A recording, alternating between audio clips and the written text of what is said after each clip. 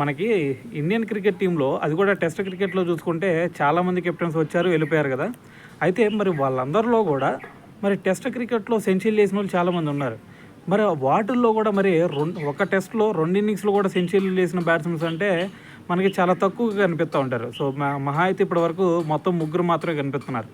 So మరి వాళ్ళల్లో చూసుకుంటే మరి నిన్న శుభ్మన్ గిల్ ఒకడు అనమాట. మరి అంతకుముందు ఎవరన్నా ఇలాగా చేశారా అంటే మరి మిగతా ఇద్దరు అని చెప్పాను కదా. సో వాళ్ళిద్దరు ఎవరంటే మనకి ఫస్ట్ ప్లేస్ వచ్చేసరికి సునీల్ గవాస్కర్ అనమాట. సునీల్ గవాస్కర్ 1978లో వెస్టిండీస్ మీద రెండు ఇన్నింగ్స్లో సెంచరీ కొట్టాడు.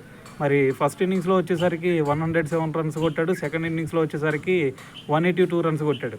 సో దాని తర్వాత మరి విరాట్ కోహ్లీ చూసుకుంటే సెకండ్ ప్లేస్లో విరాట్ కోహ్లీ. మరి విరాట్ కోహ్లీ చూసుకుంటే ఆస్ట్రేలియా మీద 2014లో అడిలైడ్ వేదికగా కొట్టాడు. సో మరి సునీల్ గవాస్కర్ చూసుకుంటే కోల్కతా వేదికగా, మరి ఇక్కడ చూసుకుంటే అడిలైడ్ వేదికగా కొట్టాడు అనమాట విరాట్ కోహ్లీ.